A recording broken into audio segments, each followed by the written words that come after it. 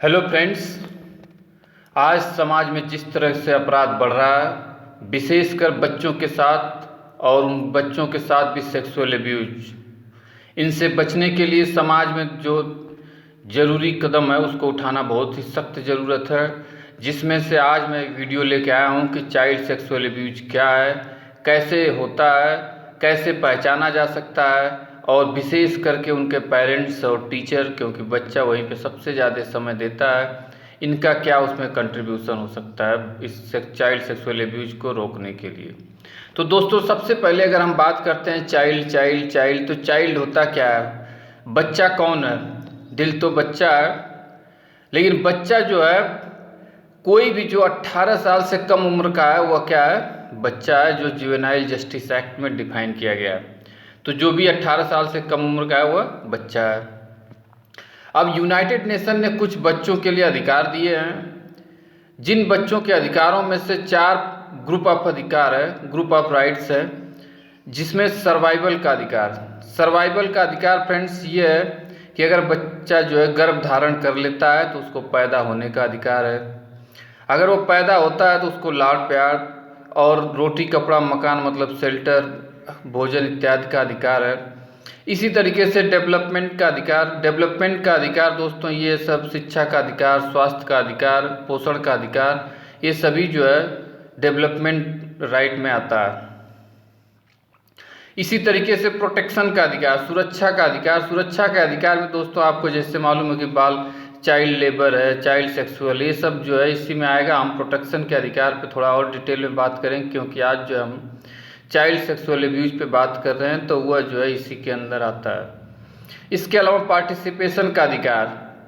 हर बच्चे को अगर उससे संबंधित कोई नियम कानून बन रहा है तो उसका उसमें पार्टिसिपेशन का भी अधिकार होता है। तो दोस्तों ये रहे कुछ अधिकार बच्चों के। अब इन अधिकारों के बाद अगर हम देखें तो चाइल्ड सेक्सुअल एब्यूज होता क्या? बेसिकली हम चाइल्ड एब्यूज पे बात करते हैं। बच्चों के साथ जो एब्यूज होता है वह एब्यूज 4 तरह के होते हैं। पहला इमोशनल। अगर बच्चे के साथ इमोशनल कई बार जो है अत्याचार किए जाते हैं। सेक्सुअल, आपको पता है सेक्स से संबंधित है, चाहे वो एनल, ओरल या वेजाइनल सेक्स हो। फिजिकल एब्यूज किए जाते हैं उसके साथ, उसके बॉडी पार्ट्स एंड अदर्स पे टच करना। नेग्लेक्ट करना बच्चों का एक जो है एब्यूज है। जैसे कोई बच्चा अगर स्कूल टीचर की बात करें तो बड़ा ही तल्लीनता के साथ आकर खड़ा होता है, सर मैं भी पीटी करूँगा, और वो टीचर बोलता है चलो भागो यहाँ से, तुम पीटी नहीं करने लायक हो, तो वो उसको नेग्लेक्ट करता है। तो दोस्तों इस तरह से जो हमारा एब्यूज है वो 4 हो गया है: emotional, sexual, physical and neglect. तो हम अब बात करते हैं सेक्सुअल एब्यूज जो होता है उसमें। अभी देखिए 4 तरीके से पढ़े, तो इसमें हम सेक्सुअल पे बात कर रहे हैं, इसलिए सेक्सुअल पे बात करते हैं। एक कॉन्टैक्ट एब्यूज है जो उसको साथ किया जाता है।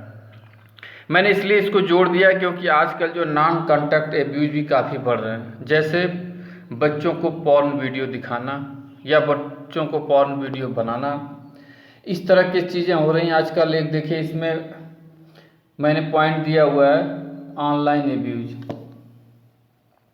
बहुत से जो है सोशल साइट्स पे या यूट्यूब पे इत्यादि पे ऑनलाइन एब्यूज भी चल रहा है। बच्चों का पॉर्न वीडियो बनाना, या उनसे जो है कई बार आज न्यूज़ में सुन रहे हैं कि कोई बच्ची के साथ इस तरह की हरकत कर रहे हैं। तो ये सब ऑनलाइन एब्यूज भी चल रहा है। तो दोस्तों अब आपको पता होना चाहिए, जैसे कॉन्टैक्ट एब्यूज जो पुराना है, वेजाइनल, एनल, ओरल सेक्स, बच्चे के किसी बच्चे के प्राइवेट पार्ट्स पे छूना इत्यादि। इसी तरीके से बच्चों को पॉर्न वीडियो दिखाना इत्यादि, ये सब जो है हमारा दोनों आता है सेक्सुअल एब्यूज में। अच्छा दोस्तों, अब हमारे समाज में इस सेक्सुअल एब्यूज के बारे में बहुत सारी भ्रांतियाँ हैं। ऐसा लोगों का मानना होता है, हालांकि ये सही नहीं है, लेकिन अब देखिए लोगों का क्या मानना है, समाज से लिया गया है कि it's happen usually to the girls, कि अक्सर ये लड़कियों के साथ ही होता है। ऐसा नहीं है दोस्तों, ये लड़कों के साथ भी सेक्सुअल एब्यूज होता है। Does not occur in educated family, कि पढ़े लिखे परिवारों में नहीं होता है, ऐसा भी बिल्कुल गलत है दोस्तों। ये पढ़े लिखे परिवार में भी उतनी ही प्रोबेबिलिटी है सेक्सुअल एब्यूज की। अच्छा दोस्तों, ऑलवेज इंक्लूड फिजिकल कांटेक्ट, ये हमेशा जो है शारीरिक संबंध से होता है, ऐसा जरूरी नहीं है। कई बार जो है बिना शारीरिक संबंध बनाए भी सेक्सुअल एब्यूज होते हैं, जैसे मैंने अभी आपको बताया। कैन नॉट बी स्टॉप्ड, इसको रोका नहीं जा सकता क्योंकि ये जो है नेचुरल चीज़ है, ऐसा कुछ भी नहीं है। चाहे तुम रोक सकते हैं, ये समाज में बदलाव की ज़रूरत है। और दोस्तों ये इस पर एक और कंसेप्शन है कि ईजिली डिटेक्टेड है, बिल्कुल गलत है, क्योंकि अभी आपको बताएंगे कुछ डेटाबेस पे कि ऐसा नहीं है। जो हमारे सेक्सुअल अब्यूज करने वाले लोग होते हैं अपने जानने वाले होते हैं, इसलिए इसको डिटेक्ट करना बड़ा ही टफ होता है।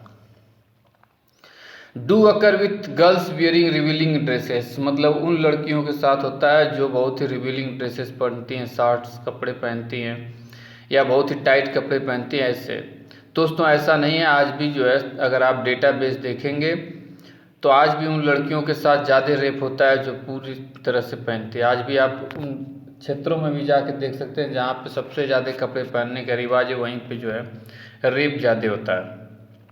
तो इस तरह से दोस्तों ये कुछ मिसकंसेप्शन है। आइए हम कुछ डेटाबेस पे बात कर लेते हैं। अब देखिए ministry of women and child development का कुछ डेटा है जिसमें उसने बताया हुआ है कि अब देखिए यहाँ पर लड़कों से को जो है मोर देन 53 जितने चिल्ड्रेन में हो रहे हैं, उसमें देखिए 52% जो है लड़कों के साथ केस हो रही है और 47% लड़कियों का, अर्थात लड़के जो है ज़्यादा इससे जो है प्रभावित हैं। इसलिए both girls and boys are easily जो है दोनों के साथ हो सकता है। और ये जो है आप दोस्तों देखिए 12 से 15 साल की जो उम्र है ये सबसे ज़्यादा इसी एज में होता है। और सबसे बड़ी बात यह है कि जो 50% केस है ये ऑफेंसिव और नोन टू द चिल्ड्रेन, जो बच्चे के जानने वाले लोग हैं, सगे संबंधी लोग हैं, उन्हीं के द्वारा किया जाता है। अर्थात चाइल्ड सेक्सुअल एब्यूज ज़्यादातर लड़कों के साथ होता है, या हम कह सकते हैं दोनों के साथ होता है। जो एडोलसेंस एज में ज़्यादा होता है और ज़्यादातर करने वाले लोग उनके परिवार के या उनके जानने वाले लोग होते हैं। अच्छा दोस्तों, कुछ जो है नेशनल जो है चाइल्ड क्राइम ब्यूरो का देख लेते हैं। तो इसमें दिखाया गया है कि किस तरह से हमारे देश में बच्चों के साथ हो रहे सेक्सुअल एब्यूज दिन प्रतिदिन बढ़ते ही जा रहे हैं। अब इसमें पॉक्सो एक्ट में भी दिखाया गया है कि ज़्यादातर जितने रिपोर्ट होते हैं उसमें से बच्चों से के सेक्सुअल एब्यूज पे ज़्यादा हैं। तो दोस्तों हमारे इस समाज में दिन प्रतिदिन बच्चों के साथ सेक्सुअल एब्यूज की घटनाएं बढ़ती जा रही हैं। इन घटनाओं के बढ़ने के पीछे जो है बहुत से कारण हैं, लेकिन उसमें सबसे बड़ा ज़रूरत यह है कि हम उन बच्चों के साथ जिनके साथ ऐसी घटना हो गई उसको कैसे पहचानें, उनको कैसे कंप्लेन करें और उनको कैसे हम बचाएं।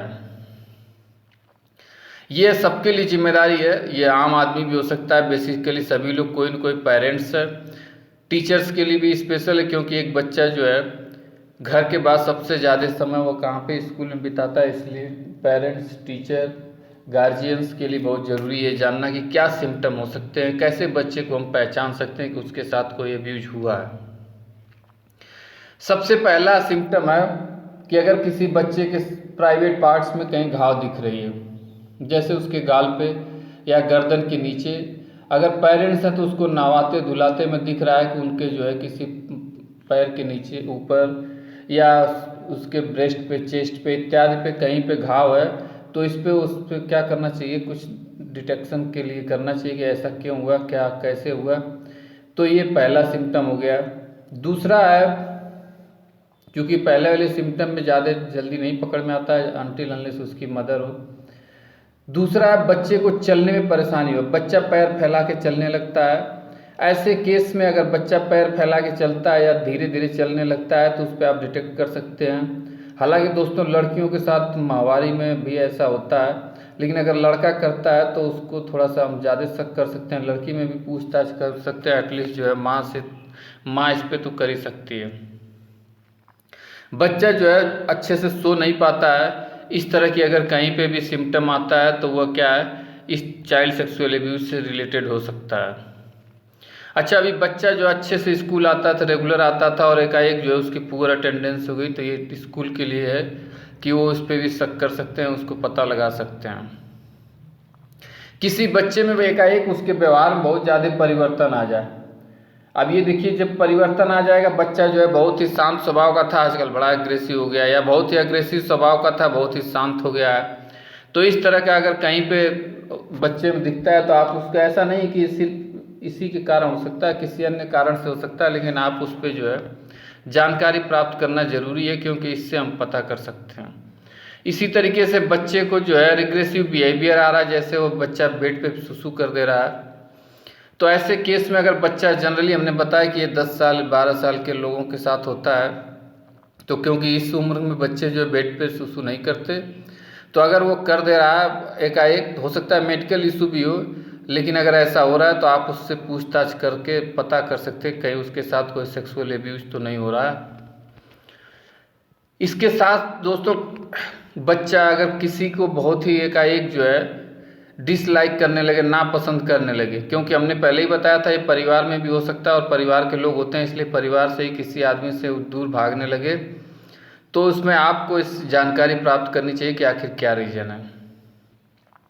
अच्छा दोस्तों, सबसे महत्वपूर्ण है कि अगर किसी बच्चियों को बहुत ज़्यादा गिफ्ट मिलने लगे, क्योंकि जो लोग इस तरह से करते हैं पहले बच्चों को गिफ्ट दे करके उनको जो है लालच प्रलोभन देते हैं।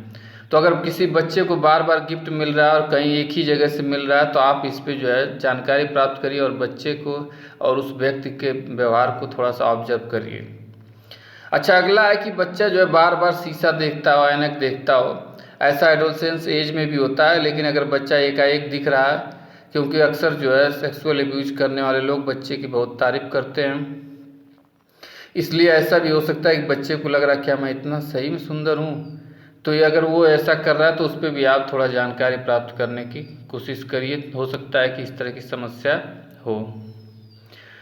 हमारे देश में बहुत सारे नियम कानून बनाए गए हैं, हमारे देश के संविधान में भी इसका जिक्र किया गया है, कैसे इसको जो रोका जाए, फंडामेंटल राइट से लगा करके ह्यूमन ट्रैफिकिंग, लेबर फोर्स इत्यादि को रोकने के लिए जो है बहुत सारे कानून है, जैसे इंडियन पेनल कोड में है, राइट टू एजुकेशन में है, जुवेनाइल जस्टिस एक्ट में है, नेशनल पॉलिसी फॉर चिल्ड्रेन में है, पॉक्सो में है, चिल्ड्रेन प्रोटेक्शन में है, चाइल्ड लाइन लाया गया है बच्चों की समस्या को 24/7 के समस्या का समाधान करने के लिए। अच्छा, बेसिकली स्कूल में थोड़ा सा मैं इसके लिए डिटेल लाया हूँ कि स्कूल को कैसे जो है रिएक्ट करना चाहिए इस तरह के केसेज में, क्योंकि अपनी घर की बात होती है तो अलग तरीके से लोग व्यवहार करते हैं और दूसरे के बच्चों के साथ होता है तो अलग तरीके से व्यवहार करते हैं, इसलिए स्कूल की जिम्मेदारी बढ़ जाती है। सबसे पहले तो स्कूल में जो है सेफ स्पेस, ऐसा जो है सेफ्टी वाला स्पेस होना चाहिए, ताकि किसी बच्ची को ऐसा न महसूस हो कि वह स्कूल में अनसेफ है, चाहे वह स्कूल के स्टाफ से हो या स्कूल के आसपास रहने वाले लोगों से हो या स्कूल में खुद जो है एक बच्चे को दूसरे बच्चे से हो। तो सबसे पहले बच्चों को, जैसे आजकल टॉयलेट्स की बात है, बच्चियों को अलग अलग टॉयलेट्स होना चाहिए। उसके अलावा बच्चों को इस पे जो अवेयरनेस भी होना चाहिए, स्कूल की ऑडिट होनी चाहिए ताकि इस तरह की चीज़ों की व्यवस्था है या नहीं है। उसके अलावा जो है सिम्टम साइंस की जो हमने बता रहे हैं, इसकी ट्रेनिंग होनी चाहिए कि आखिर आप कैसे पहचानेंगे। अगर किसी बच्चे के साथ ऐसी घटना हो जाती है तो उसको सपोर्ट करना चाहिए, उसकी रिपोर्टिंग करनी चाहिए और उसको जो एक विक्टिम है उसको ज़्यादा से ज़्यादा सज़ा देनी चाहिए। अरे वो जो क्रिमिनल है उसको ज़्यादा से ज़्यादा, विक्टिम गलत बोल दिए, जो क्रिमिनल है उसको ज़्यादा से ज़्यादा सज़ा मिलनी चाहिए। इसके अलावा जो है बच्चे की जो है कॉन्फिडेंशियलिटी और ये सब मेंटेन करना चाहिए, उसका मेडिकल एग्जामिनेशन कराना चाहिए, उसको स्ट्रेस से थोड़ा दूर करना चाहिए। ये सब चीज़ें जो है स्कूल की जिम्मेदारी बनती है। अब देखिए स्कूल की कैसे सपोर्टिव बिहेवियर करके स्कूल अपनी जिम्मेदारी निभा सकता है। आप देखिए, सबसे पहले तो अगर बच्चा किसी टीचर से आकर के कहता है कि मेरे साथ ऐसा हुआ, तो उसको हम प्यार से पहले सुने। मैं एक टीचर के रूप में आपको ये बता दूं कि अगर एक बच्चा आपसे कहने के लिए आ रहा है तो वह बच्चा कुछ न कुछ आपको समझ करके आएगा। अगर विद्यालय में तीन टीचर हैं तो आपके पास ही क्यों आया? क्योंकि वो आपको अपना कुछ न कुछ मानता है। तो इसलिए उसको बहुत ही धैर्य से सुने और बहुत ही पेशेंस के साथ उससे बात करें, उससे सब कुछ जानने की कोशिश करें। दूसरा, अगर रिपोर्ट करने जा रहे हैं तो रिपोर्ट करने से पहले उसके बच्चे के पेरेंट्स से कंसेंट ले लेना, कि बच्चे के पेरेंट्स नहीं लिए और आप सीधे रिपोर्ट कर दी। अगर आपको कहीं पे ऐसा कन्फ्यूजन में होते हैं तो आप जो है अपने से सेफ्टी के लिए चाइल्ड लाइन पे फ़ोन करिए और बता दीजिए कि इस तरह की घटना हुई, अभी उनके पेरेंट्स नहीं तैयार हैं या नहीं चाहते हैं। चाइल्ड लाइन आपको जो है अच्छा सुझाव दे सकता है। बच्चे का हो सके तो मेडिकल एग्जामिनेशन कराना चाहिए कि अगर उससे जो है पूरी तरह से प्रूफ हो जाएगा। ऑफिस में जाके रिपोर्ट करना चाहिए कि भाई चाहे वहाँ लोकल पुलिस में हो, चाहे महिला कल्याण में हो, चाहे जहाँ पे भी जिस तरह डिस्ट्रिक्ट मजिस्ट्रेट के पास आप इसकी जो है रिपोर्टिंग ज़रूर करें। हाँ, ये सब करने में आपको ज़रूरी है कि कॉन्फिडेंशियलिटी मेंटेन हो, ये ना हो कि कानों कान सबको खबर लग जाए। अच्छा दोस्तों, एक बहुत बड़ी चीज़ है कि हम जो है कई बार स्कूलों में ऐसा देखे हैं कि ब्लेमिंग द चाइल्ड, कोई बच्चा कहना है सर मेरे साथ इस तरह से हुआ, मैडम मेरे साथ, हाँ ऐसा हुआ, तुम तो खुद ही इस तरह के हो, तुम क्लास में बैठते हो तो इधर उधर देखती रहती हो, ये करती हो। इस तरह से हम बच्चे को ब्लेम कर देते हैं और बच्चा जो है हमें बजाय अपना समस्या कहने के वो खुद ही हम उसको 10 समस्या सुना देते हैं। तो इस तरह की हरकतें नहीं होनी चाहिए। उसके बाद कई बार बच्चा बता रहा तो उसको सुन करके हम जो इग्नोर कर देते हैं, इस तरह की भी नहीं होना चाहिए। अच्छा, कई बार जो है कोई बच्चा हाँ ऐसा हुआ तुम्हारे साथ, तो इस तरह से बहुत एक्सट्रीम रिएक्शन नहीं करना चाहिए। उससे बच्चे को लगेगा कि ये अपराध बहुत बड़ा है और हो सकता है बच्चा बिल्कुल डिप्रेशन में चला जाए। इसलिए इस तरह का एक्सट्रीम रिएक्शन नहीं देना चाहिए। अच्छा, कई बार परिवार की घटना होती है तो लोग जो है बच्चे को ही भेज करके सॉरी बुलवा देते हैं, तो ऐसा नहीं होना चाहिए। बच्चे को सॉरी नहीं बुलवाना चाहिए, बल्कि जो हमारा वो अपराधी है या जो इस तरह का अपराध किया है उसको जो है सज़ा दिलवानी चाहिए। अब इस तरह के एब्यूज के बारे में किसी अन्य से जो है बच्चे के सामने नहीं बात करनी चाहिए, क्योंकि उससे बात करेंगे तो उसके मन में जो है बहुत डिप्रेशन होता चला जाएगा और कहीं पर भी मीडिया इत्यादि में जो है कहीं पे भी उसकी आइडेंटिटी नहीं डिस्क्लोज करनी चाहिए। तो दोस्तों, इसी के साथ मैं ये सब चीज़ें इसलिए बताने के लिए आपको किया था कि आप समाज के जागरूक इंसान हैं, आप खुद पेरेंट्स हैं, आप खुद टीचर्स हैं। जिस भी रोल में आप अपने आप को देखते हो, आप समाज में इस तरह के जो बच्चों के साथ हो रहे अपराधों को रोकने का प्रयास करिए और जहाँ पे अपराध हो गए उन अपराधों को पहचानिए, उनको रिपोर्ट करिए और उनको सज़ा दिलाइए। इसी के साथ दोस्तों धन्यवाद। और अगर आपको ये वीडियो अच्छी लगी तो आप शेयर सब्सक्राइब जरूर करिएगा। अगेन